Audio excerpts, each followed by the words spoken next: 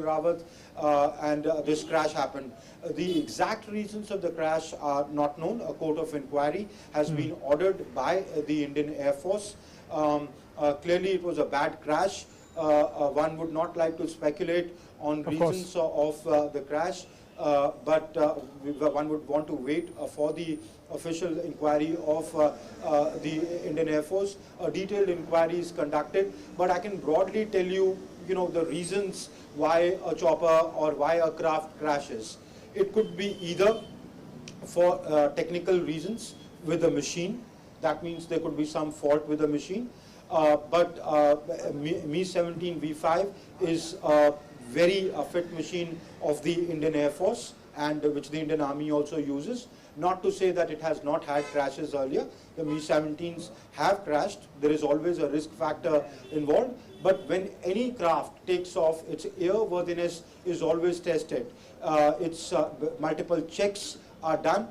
This is not just with military aircraft. This is also with civilian aircraft. Only after the airworthiness certificate is awarded, that means all checks in terms of its pressure tanks, in terms of its fuel tanks, its rotors, its flying worthiness, all checks are done. Only this, then does it get an airworthiness certificate. Once the airworthiness certificate is given, the machine is declared fit for flying. So that's just information to put in perspective. So one could be machine fault with the machine. The second could be human error. In that case also, the crew is checked for their flying worthiness, whether they are fit enough to fly, whether they are well rested, and in the best of their abilities to fly. And these are, especially in the military wing, even in those who fly civilian aircraft, generally keep going refresher courses, and their worthiness, their flying worthiness is generally beyond doubt, but then there is always a scope of human error. By that, I'm not implying that human error happened in this particular case. I'm just listing out the reasons that are generally behind any crash. Technical reasons of the machine, human error, and external factors. The external factors could include weather, inclement weather. It could include bird hit, things like bird hit. It could include external attack by a missile or choppers being or crafts being brought down. Now these are the wide reasons why crafts go down. In this particular case, the COI will give a detailed inquiry on what was the reason behind the crash. They go to the site, which would have, the process would have begun because the COI has already been ordered. The cockpit voice recorder would have been calculated, would have been collected and extracted from the machine, which with the visuals of which we saw was up in flames. That data, there are multiple datas on it. That data would be analyzed technically, that where is the aberration in data, and that's how they technically come down and narrow down to the reason of the crash. Generally, the SOP followed is that the cockpit voice recorder is analyzed, the data is analyzed, and other factors are put into account. It also collects information from the ground and what the local eyewitnesses say, what the first responders or the eyewitnesses see, and all that is put together. And the COI then comes out with the reason behind the crash. It also puts out the recommendations, and those recommendations are implemented so that future mishaps can be prevented and lessons can be learned from the crash. So that is the elaborate procedure that's conducted. Shubhendu. Right. Amrit, also a military man is remembered for his legacy, and the legacy which is formed by the challenges, the assignments that she may have faced. General Bipin Rawat, in his time as the Chief of Defence Staff in the highest office, he also dealt with challenges which were unprecedented. Whether we talk about Kashmir, you mentioned Northeast earlier, there was of course also the ongoing challenges at the LAC. So in that sense, the challenges biggest ever were all on his plate to tackle. Absolutely, absolutely. He came with a wide military experience, from commanding companies to commanding a battalion to serving commanding a infantry battalion at the LAC in the eastern sector, serving in the valley, commanding a division which as a major general, then as a lieutenant general commanding a corps in the northeast. So from the northeast to Kashmir to the eastern theater, he's served in all terrains. He's served in all theaters. He's had experience of, as I said, counterinsurgency. He's had experience of serving at the border. He's had experience. He had the experience of staff positions, important staff positions in the military directorate. As the vice chief, he was involved in the planning of the surgical strikes. He was involved in the 2015 cross-border attack, which was the first surgical site, though not as widely celebrated as the Balakot surgical strike, but still widely known, when the NSCN IK militants had come in to the Indian territory and killed the Indian Army personnel, and a countermeasure was adopted, and it was a cross-border strike was conducted in Myanmar, where their camps were destroyed, many of the cadres were taken out. So the general was involved in all that, and as the chief of, as the vice chief, and later as the chief, and later as the CDS, his interactions with the military leadership and the political establishment and affecting that doctrine on ground. He had a wide experience, and in fact he was widely decorated. He was a very widely decorated officer. He was a highly decorated military officer. He had been decorated with the Param Vishisht Seva Medal, or which is known as the PVSM, the Uttam Yudh Seva Medal, the Ati Vishisht Seva Medal, the Vishisht Seva Medal, the Yudh Seva Medal, the Sena Medal. Now these were medals with which General Bipin Rawat had been decorated with at various stages of his career. So he was quite a distinguished officer and quite a distinguished military man with a wide experience, both at the operational command level and as a planner in the directorate and in the headquarters of the military establishment, and as CDS as a single point advisor between the political establishment and the military establishment, and within the military establishment coordinating as the CDS's institution is supposed to with all the three forces to meet the challenges of the present day and affecting and shaping the contours of a force that is not just fighting fit for the present challenges, but is a futuristic force and prepares for the challenges of the future. Right. Amrit, also as we speak, we know CCS cabinet meeting is underway.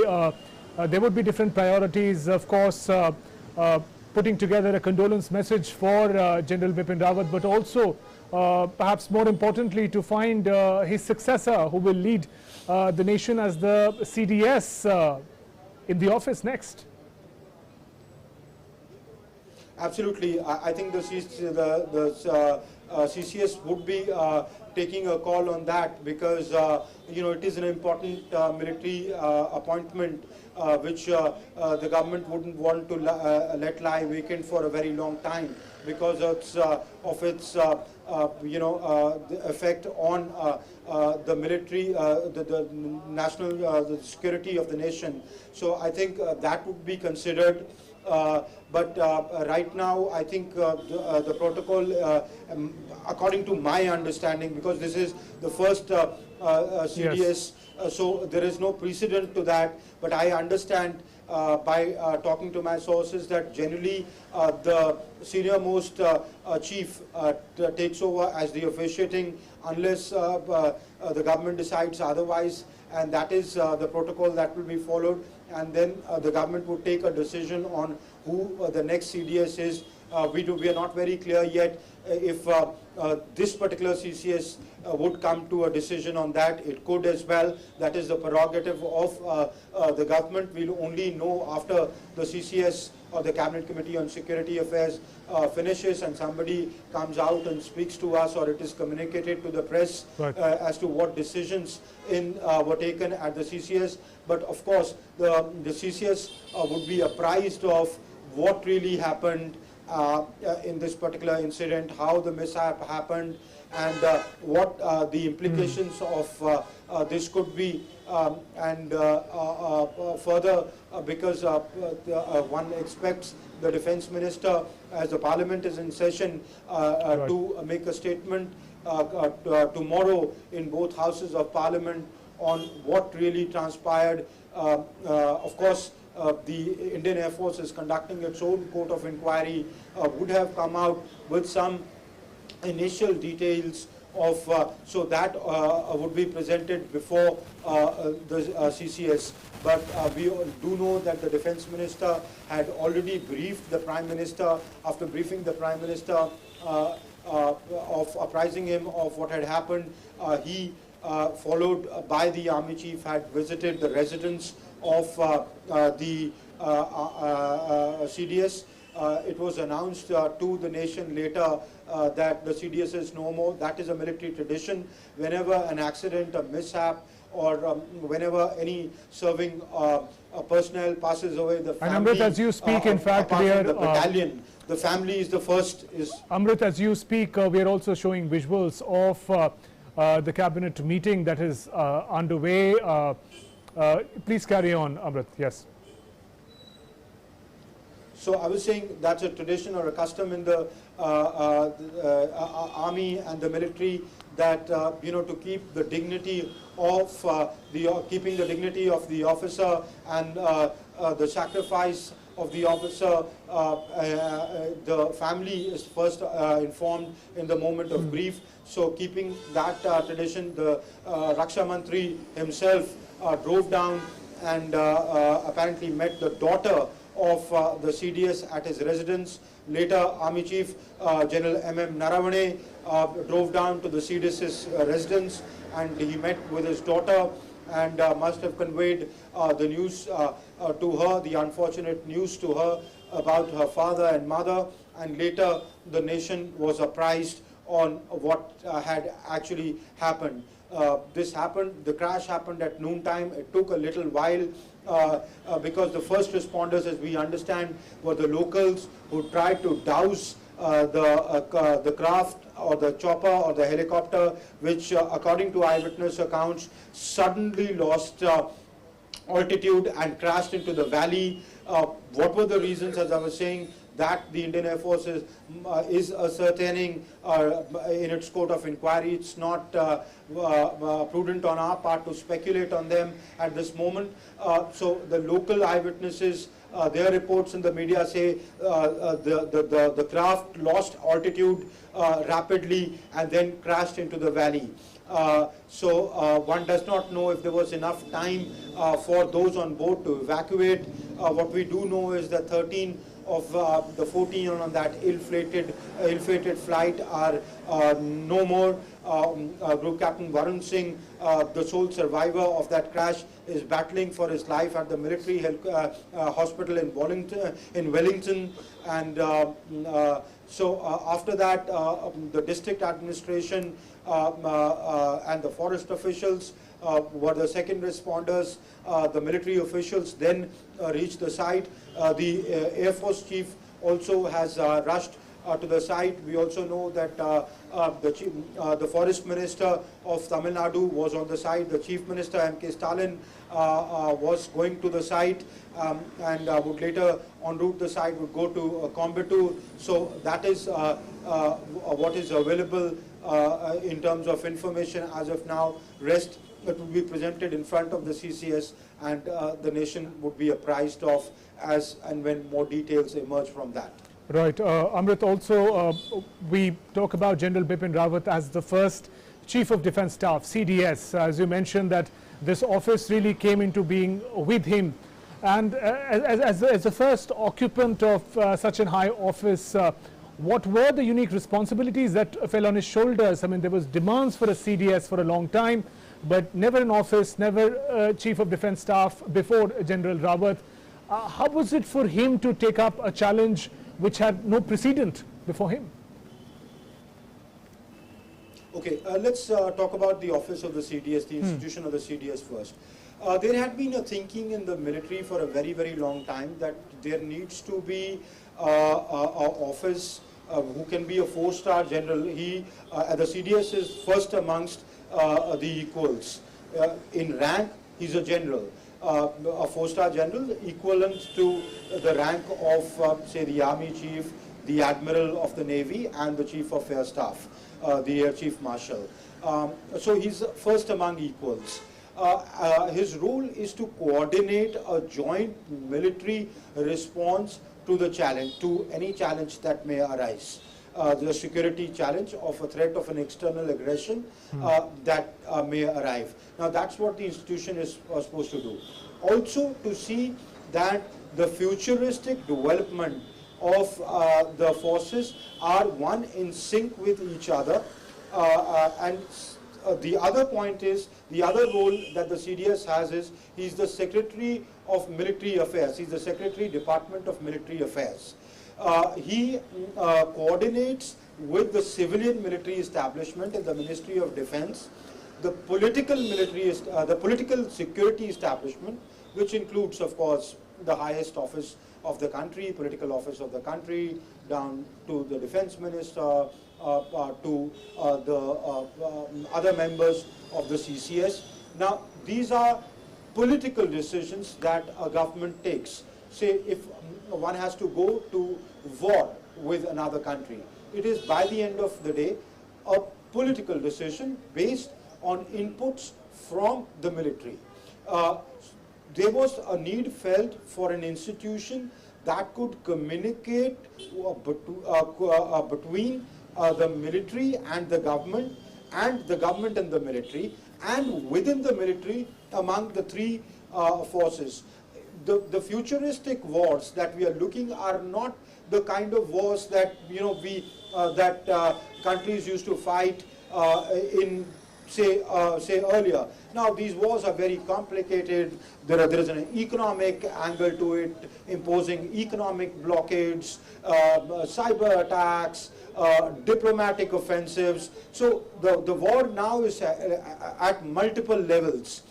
There is a perception war, there's an information war. So there are many, the traditional war has completely transformed now. So there was long felt the need for the office of, or the institution of a combined defense of a CDS. Now, this is what the institution of the CDS, there was a interim chief of integrated defense staff which used to be there to coordinate, but generally he would he wasn't the first among equals, as in he wasn't a serving general. He was generally an officer of a lieutenant general rank. So it was felt the need for a officer of a general rank who's generally an equivalent, but the first among equals was held. Now General Rawat, as the first CDS, given the wealth of his experience, given his great communication skills, given his instinctive understandings of matters military and matters political, was very brilliantly poised to play that role. And I'm sure his legacy, as time would reveal, would have a great bearing on shaping the contours of the office of the CDS.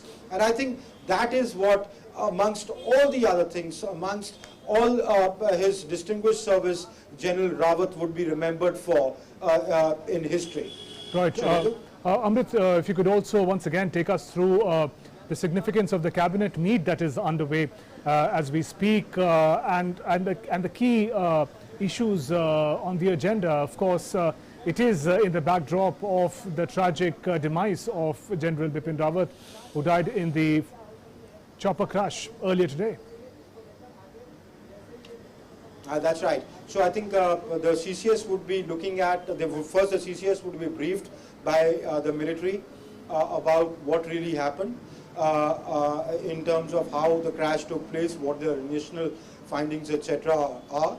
Then the CDS, the CCS, or the Cabinet Committee on Security, would weigh the implications of what has happened in terms of military implications, would look at authorizing and officiating CDS. The CCS, the government also has to take a call on the CDS, the next CDS. We don't know if the government would take a call today in this CCS, but sooner than later.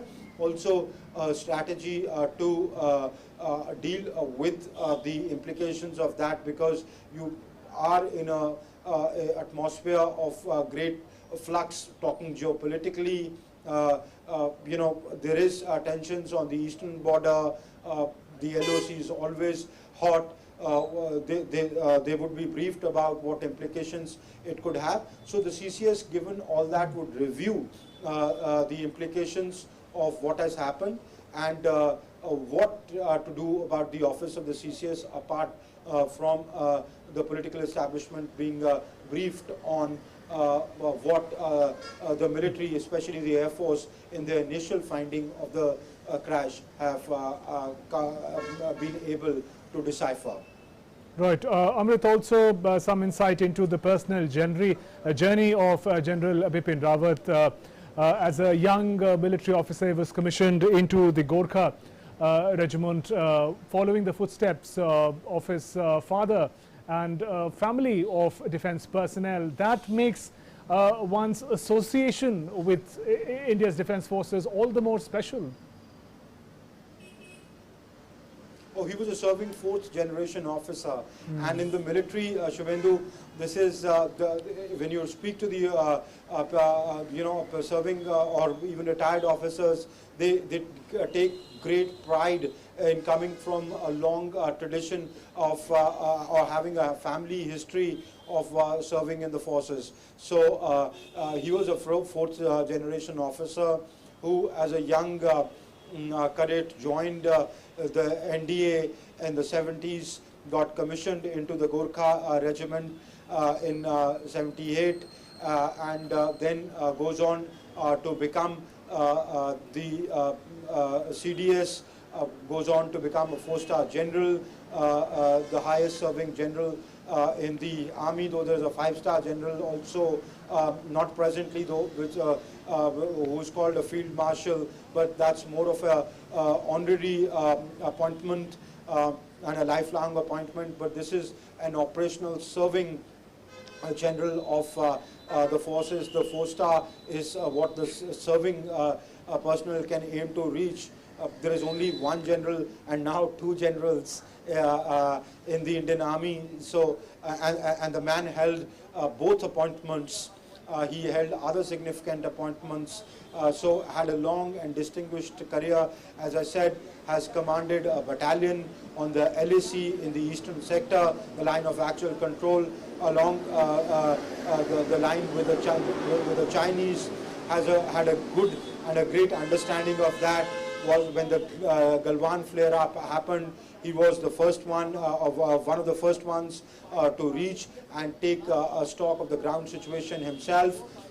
There, he had a great wealth of experience of handling counterinsurgency operations, both in the valley where he commanded an infantry division, and also later as corps commander in the northeast, where he demanded the Dimapur Corps. He was an army commander of the Southern Army Command. So he had great operational and command experiences, staff experiences, both in the military directorate as Colonel Military Secretary, as the Deputy Military Secretary, later as Vice Chief of the Army, Chief of the COS, or the Chief of Army Staff, and later the CDS. So he came with a long career, a distinguished career spanning over 4 decades, rose on to the highest office in the military, in the army, and was widely respected, as we can see in his in the condolence messages pouring out today, and those who have served with him, those who have even older officers who have commanded him, officers who have served under him, so saying that. Now we're getting news, if I can show you that the meeting of the Cabinet Committee on Security Affairs has ended. Shubhendu, these are cars that are coming out from 7 LKM, the Prime Minister's residence. So clearly the CCS meeting is now over. That was the meeting which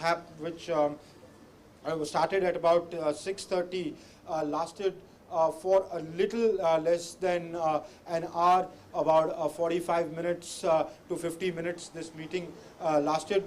Details will now emerge as to what transpired in the CCS meeting. But right, as we were saying, Shubhendu, it's widely expected that the CCS, the members of the CCS would have been briefed about what were the circumstances of this mishap, what the Air Force and the military has come out with its initial findings, which right, would be preliminary findings, though a detailed court of inquiry would put out its final and detailed report. The government would have then weighed the implications of what would have happened, what has happened, and also, taken some kind of a call on who the next officiating CDS would be. Shubhendu. Absolutely, Amrit, and we know that the Parliament is in session. So tomorrow, perhaps a lot of focus would be on really coming together to condole the loss of such a fine leader, such a fine military leader, Chief of Defence Staff that India has lost, the tragic chopper crash that took place earlier today. A lot of focus is likely to be on that. Absolutely. The Defence Minister or the Raksha Mantri is expected to make a statement in both houses. One would see the parliamentarians, condole the demise of the CDS and the other senior military officials, and the unfortunate demise of the CDS's wife, who was traveling along with him. Right. This afternoon, or this around noon time, when this crash took place. So we could see that playing out in Parliament. We'll have to see if the Defence Minister also apprises the Parliament about the circumstances of the crash and what really transpired, because there is a lot of curiosity today in the nation as to what really happened, that how come Nilgiris, which are not even the which are relatively lower hills, not as treacherous as the Himalayas, where this accident on a transport craft took place, that too on a chopper which has an impeccable safety record. Though Mi-17 crashes have happened earlier, but this is the first of its kind where such senior military leadership was on board. No accident of such magnitude has happened where a serving general of the Indian Army is on board and is killed in a crash. So it is a very, very unfortunate, first of its kind accident, in that sense that a serving general of the Indian Army is killed in a crash. Though, I mean, this has happened in other nations, not to go far. If you remember General Zia's crash, who was then the chief military dictator of Pakistan and the serving chief of army staff, along with the senior leadership of General Zia was the president at that time of Pakistan. So he was virtually a military dictator. The entire top brass of the military leadership had been wiped out there in a crash near Islamabad.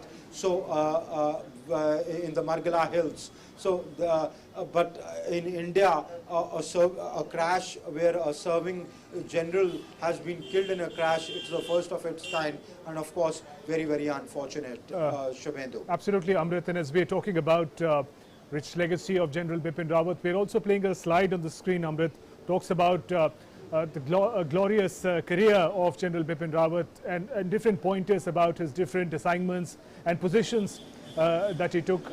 One of the things that got my attention was the unprecedented surgical strike that took place when he was the army chief. There was a unique synergy and confidence between the military leadership and the political leadership under Prime Minister Narendra Modi to be able to, with such confidence, put to action such an unprecedented step like the surgical strikes. Absolutely. Now that was General Rawat's, attribute which endeared him and perhaps was one of the reasons for his elevation as a CDS. Look at the 2016 surgical strike. It was essentially a political decision. Though you had something of its equivalent, say, in 2015 in Myanmar, which he was also involved in supervising, it was a political decision to go into Pakistan, deep into Pakistan, and attack the very terror camps in Pakistan. Now, your crafts going inside there, and not just when your crafts took the decision to go inside, when the political establishment took that decision, they would have consulted the military leadership and said, well, this is what we are thinking in response to the attack on the Indian base. How do we affect it? The military leadership would have put out the pros and cons before the political leadership and put out a tentative plan as to, if it gets a political clearance, how they would affect it, and cut their losses, minimize their losses. And with the brilliance with which, with the stealth with which this operation was launched, the Pakistanis were caught unaware. By the time they could scramble their jets, the Indian jets were back in their territory. Not a single Indian jet was hit and downed. So clearly, the stealth with which the whole operation was conducted and the military planning that goes behind it speaks about the military, the brilliance of executing this at a military level. And then consultations with the political establishment, putting out the pros and cons to them and saying, these are the downsides, this is the worst we can take a hit, this is the optimal we can do, this is our best case scenario, this is our worst case scenario, reading the mind of the political establishment and acting in accordance with that. And I think as General Bipin Rawat executed, not only executed, but showed his exemplary brilliance in planning of that, or being involved in the planning of that. Though alone as a chief, he was not the only man, but as a chief of staff, he was the man talking to the political establishment of the country, understanding their mind and speaking back to his commanders on the ground, and also speaking with the other forces, because it's not just the Indian Air Force who did it, it is the Indian Army, which was involved in the surgical strikes. So clearly, I think the surgical strike was a high point in General Bipin Rawat's career, which gave him an opportunity to showcase his skills as a military planner who could easily transverse the political and military grounds and do it very well. So I think that was a fine example of military leadership, Shubhendu. Right, Amrit. Also, as we talk about the irreparable loss that the nation has suffered today in the form of the demise of General Bipin Rawat, but for a moment, if we were to talk about his immediate family, it is a loss that cannot be put in words. General Bipin Rawat, also his wife, Madhulika Rawat, both were killed earlier today in that very tragic crash.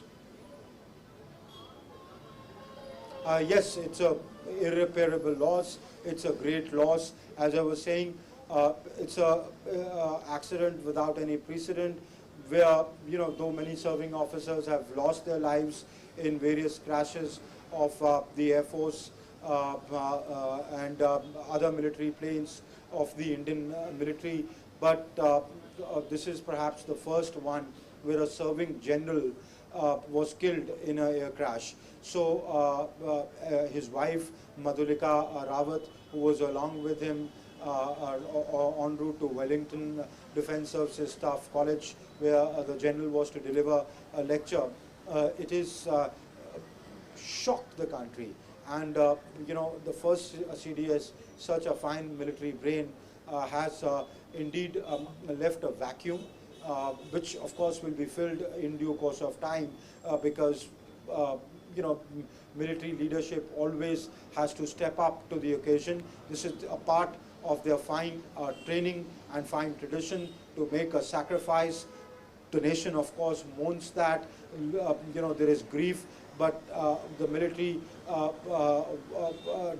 you know, celebrates and salutes the sacrifice of their officers rather than mourning it. There is grief, there is loss, but so in terms of military, that vacuum, military leadership, that vacuum is filled. But General Rawat's absence, General Rawat's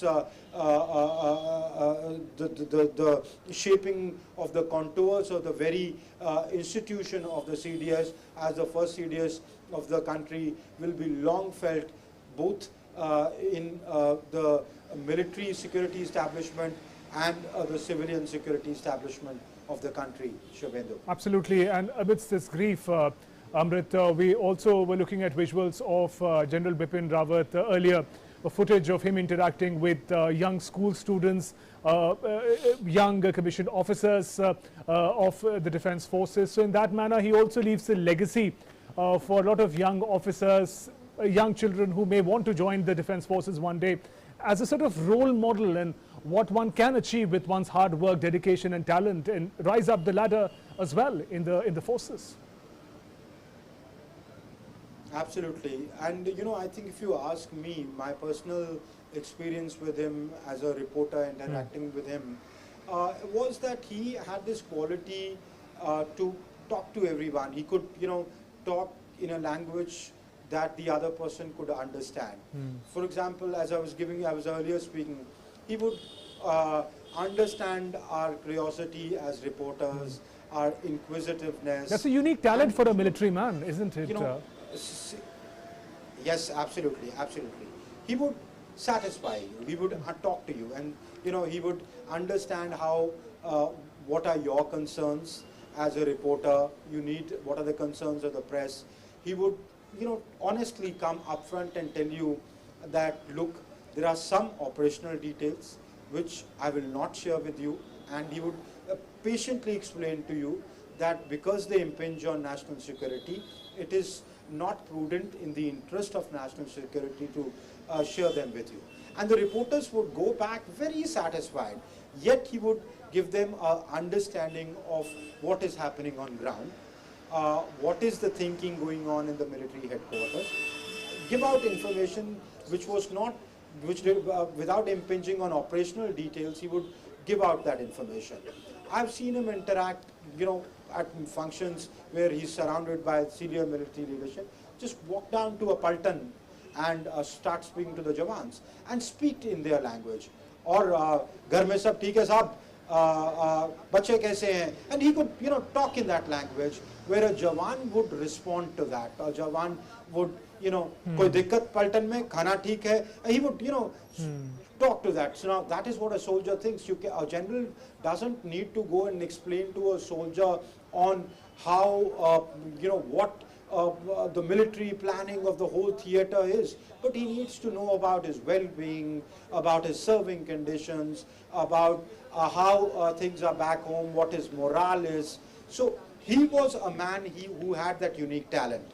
Look at the messages coming out of the political class, across the political spectrum. Forget about the ministers.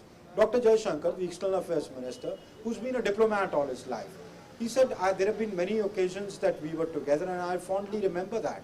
Here is a diplomat, you know, who remembers it's not a very formal message that the EM has put out. A career diplomat talking about a career military man who are said to be, you know, coming from two very different genres. He could endear himself to the man. Here is a quintessential politician, Rajnath Singh, who's come from the Uttar Pradesh politics. Look at his tweets. So if you look at what is emerging, he had a very great talent of communicating with a wide array of a cross-section of people, from a Jawan to, as you say, school students, to a common man, to the senior-most political leadership of the country, to the military leadership of the country. You know, I'm sure as a CDS and as the army chief, he would be having very clinical, pinpointed conversations with his commanders in the finest of the military traditions. Yet, he would be a man who would be inspiring his Jawans and speaking a civilian language to a school student, speaking a language in which the political leadership grasps, finds it easy to come to decision making on matters military. So I think the man had that knack. And that was, in my opinion, the greatest, is the greatest legacy of the man, apart from, of course, being a fine military mind who had a wealth of experience, both operational, command experience, staff experience of being a planner. So I think that is what General Rawat would be remembered for, for a very, very long time to come. Shubhendu. Absolutely, and Amrit, in time as the grief gives way to India looking at perhaps the next Chief of Defence Staff, General Bipin Rawat, also through his glorious military career and the qualities, personal qualities that you enumerated so well, has really raised the standard of the office. So it's a really high standard, high expectations that await perhaps the new occupant of the office of Chief of Defence Staff. Shubhendu, he defined the office. Yes. He defined the office. He was the institution. He shaped the institution because he was the first CDS, owing to the fact that he was the first CDS, and secondly, owing to his personality. He met the demands of the office very well, and being the single point advisor to the political establishment of the country and coordinating within the various wings of the military. That's the tri-services, the Army, Air Force, Navy. So, you know, it was the first, he was the first CDS, so the institution itself was new. So whenever changes come in any established institutions like the Indian Army, it is a predecessor of, the present day Army owes its legacy back to the British Army. So for the Navy, it was the Royal Indian Navy, the Royal Indian Air Force. Now these are institutions which outlast or the history of this of independent India. So these are things which get institutionalized, especially in military, to cut confusions, because it's a fighting force. Things are, there is a tradition in the military to codify things, to institutionalize things, so that there is a SOP, you don't have to reinvent the wheel again and again. So you know already what to do. So there is, you know, the ethos of the military is to institutionalize, to codify, to put structures in place. So when new structures come in, it takes some time for the older structures to sort of accept that.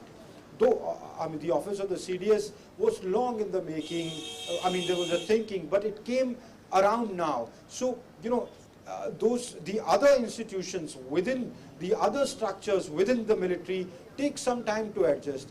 Now it depends upon, that is where the leadership comes. General Rawat was able to blend that so smoothly, that so flawlessly. It is not just the authority, as I said, he was the first among the equals. So But here is where the personality of a man comes into play, how well he's able to blend that in. And I think that General Rawat will be remembered for quite some time. And in that sense, he defined the institution, and his personality will have a bearing on the institution, the very evolution of the institution. And that is what, you know, the military leadership is remembered for. Why do we remember, say, Field Marshal Cariappa, or why is Sam Manekshaw remembered? They're remembered for their for the great personality that they had, and the imprint that they had, which one can see on the forces. And you know, here was an independent India which had divided its army between India and Pakistan, serving battalions. Some officers, some staff, some personnel from the same battalion went into Pakistan and joined the Pakistani army. Here were, and some of them remained with the battalion here in India. Right. And in some time, they were the comrades in arms were fighting each other with just 8 months of separation on the hills, on the mountains or slopes of Kashmir. Now, how the military leadership of that time was able to handle that personality came into play. And I think any institution, its founding leaders do lead an imprint, and their personality, their capability, their authority, how well they do it, that plays a very significant role in shaping the contours of the very institution itself. And I think General Rawat did that brilliantly. I, as a reporter, can tell you, somebody who's seen him from close quarters, when I speak with the people who've served with him, that's the legacy that they talk about of General Rawat. Absolutely, Amrit, and just a point to reflect on, when we were just reading out the condolences messages that came in, especially from Prime Minister, one after the other, the series of messages where he talks about the loss to the nation, he talks about the legacy and the contribution of General Rawat, and he talks about his anguish and grief, you know, and we also know the kind of affection that Prime Minister carries for the defense forces of the country. There he also posted a picture of himself shaking hands with General Bipin Rawat earlier. For him to have lost his topmost military general must also mean a setback which cannot be defined in words.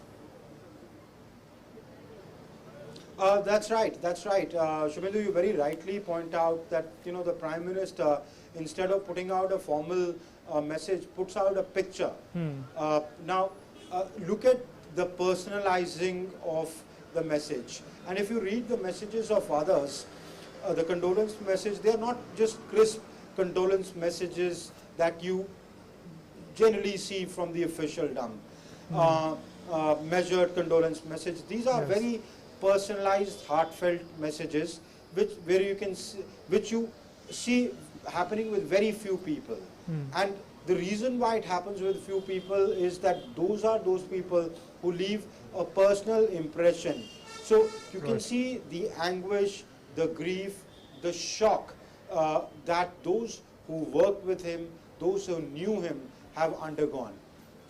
It is indeed, the whole nation is shocked seeing that General Rawat, who always was, you know, leading from the front, was a very common appearance on various functions of the government, of the military, was in a way had become the face of the military, is suddenly no more. So there is shock in the nation right now. There is, of course, a personal anguish and grief, a deep-seated grief that, especially in people who've known him, who've worked with him. And one can see that in the messages right from the Prime Minister down to other leadership of the country, and not just leadership, cutting across party lines of the political class as well, and also of other retired and serving retired personnel, basically, who have put out messages on the social media. Absolutely. Amrit, also reflect on all the challenges that General Rawat faced and tackled so successfully as a military person, whether we talk about challenges on the western frontier, the LAC, the challenges in the northeast, or Kashmir. What is the matter of concern is that these challenges continue to remain, and therefore the new leadership that will take the office of Chief of Defence Staff will have to deal with each of the challenges with fresh strategies, using the wisdom that is already into place. So at that point in time, the legacy of General Rawat and the future strategies will have to come together for the national interest. Absolutely. I mean, given his wide experience and even, as the CDS, his very, with a sort of deep understanding that he came from, and a aggressive posture that he took, which some found very aggressive, some of his statements very provocative also, and there were critiques of his statements saying that, should a CDS or a serving general be giving such provocative statements, be it on China, be it on Pakistan, right, etc. But that the man wasn't shy of it. That spoke about his instinctive understanding of where things are going. He consistently kept saying that we need to assert our military might in terms of not being aggressors, but being very astute, yet very offensive, defensive in our defense. So in fact, his whole idea was that we look at how the Chinese, the whole crisis with the Chinese has been handled. You haven't, seceded ground. So in that sense, some commentators say that the Chinese were very, very surprised by the stance of the Indian Army in terms of not conceding ground. So he consistently kept saying that we've come of age, we need to assert and our dominance, and we cannot be seen as being meek and just be responders. We need to be aggressive in terms of offensive defense. So that is, India has never been the aggressor. So he was very clear on that, and that one would see in his statements also. It's very interesting, which were, as I said, were critiqued also. It's very interesting, Amrit, you mentioned that, because didn't that also come to symbolize the sort of assertive, the sort of confidence of new India itself, when its top leadership and the military leadership and political leadership are able to make that stand so clear without shying away from speaking in national interest. Yes, absolutely. I think what has happened about the new India that you mentioned, there is a newfound sureness or surety or an assertiveness with which India is now coming across. It's like almost like finding your feet. Yes. That of course has to do with that your global stature has increased. That of course has to do with the assertiveness in the political leadership of the country, and it of course that stance is primarily political, and the military only follows suit. But your military, in its assertiveness, in its actions, has measured up to the sort of political assertiveness that the country was showing, or the coming of age in terms not just a growing economic power, a growing political power, but also a growing military power, which does not wish to be an aggressor in terms of being occupationist, in terms of in military occupation, but stands its ground and asserts its dominance for a fair and an equitable world order, and its own safeguarding its own security concerns. And General Rawat's evocations were evidence to that. Right. As I said, that though he was sometimes they were seen as very provocative from a serving military general, but the man would have weighed that and would have known what he's talking about, because that is what the new India was signifying, the assertiveness. And I think General Rawat read the mind of the political leadership very well and reflected that in the military evocations as well. Absolutely. And Amrit, as we are also coming towards the conclusion of this presentation, just to talk about that cabinet meeting that concluded a short while ago, how much do we know about the details of it, and in what manner is the issue of the tragic loss of General Bipin Rawat also going to play out in the parliament that is likely tomorrow? We are yet to be briefed upon the cabinet, Okay. what transpired at the Cabinet Committee on Security Affairs, Shubhendu. So we really don't know what has transpired. But I can give you my best guess. Of course, General Rawat, his wife, and other serving military personnel on board that ill-fated chopper which crashed this afternoon would have been condoled. Right. A condolence would have been held. The CCS, which is the highest political body in the country, or the political committee in the country, decision-making body in the country on matters of strategic and military importance, would have been briefed, which includes the defense, which is headed by the Prime Minister, includes all important members of the cabinet, including the Defense and the External Affairs Minister, would have been briefed about the circumstances and the initial findings into the mishap. And also they would have later deliberated upon the office of the CDS, what to do about it, Right. and how the Defence Minister would have briefed the members on what he wishes to share with the Parliament tomorrow. And as the Parliament is in session, through the Parliament he would perhaps give out more details that are already been put out by the Indian Air Force and the Defence Ministry and the Defence Minister himself on what transpired. So that is what beliefs would have happened Right. in the CCS. Right, right. And finally, Amrit, all throughout we've been talking about the legacy of General Bipin Rawat, but just to talk about that tragic crash that took place today. One person, one officer is still fighting for his life. He's injured. Group Captain Varun, if you could just share some details about that, because there's some sort of element of hope in the tragic crash that took place today. Well, it was a bad crash. That is very clear. That was very clear from the visuals that emerged, Yes. the flames that were there. The likelihood of many survivors from that crash from the very beginning was low.